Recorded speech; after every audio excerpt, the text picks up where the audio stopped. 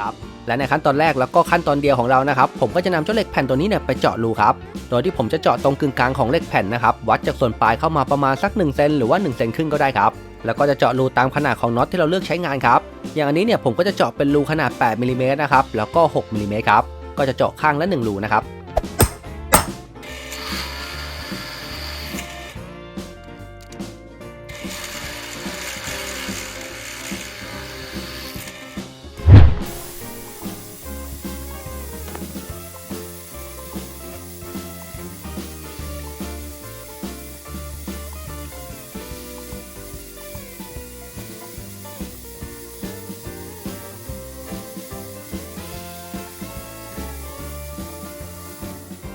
เพียงแค่นี้ก็เป็นอันเสร็จเรียบร้อยแล้วนะครับสำหรับเจ้าตัวนี้เนี่ยใช้งานยังไงเดี๋ยวเราไปรับชมพร้อมๆกันเลยครับ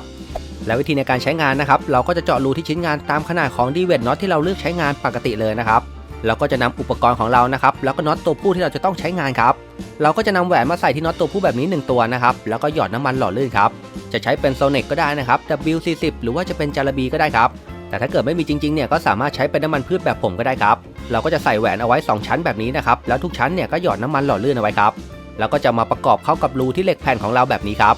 แล้วก็นำเจ้าดีเวทน็อตนะครับมาใส่เอาไว้ที่น็อตตัวผู้แบบนี้ได้เลยครับแล้วก็ขันให้แน่นเลยนะครับเราก็จะได้ออกมาเป็นแบบนี้ครับหลังจากนั้นนะครับเราก็เอาไปใส่เอาไว้ที่รูชิ้นงานได้เลยครับแล้วผมก็จะใช้เครื่องทุนแรงนะครับจะใช้เป็นบล็อกไฟฟ้าไร้สายครับโดยเราจะจับเหล็กแผ่นเอาไว้แบบนี้มือหนึ่งนะครับแล้วก็ขันน็อตมือหนึ่งครับ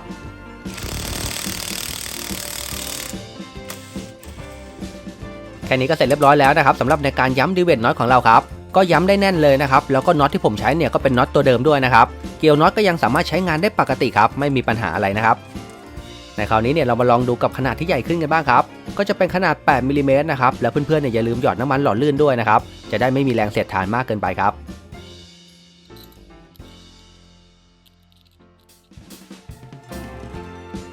และน็อตที่ยาวออกมาแบบนี้เนี่ยก็ไม่เป็นอะไรนะครับตราบใดที่น็อตของเราเนี่ยไม่ไปดันชิ้นงานอีกด้านหนึ่งก็พอครับและในคราวนี้นะครับผมก็จะเลือกใช้เป็นไขควงกระแทกไร้สายครับ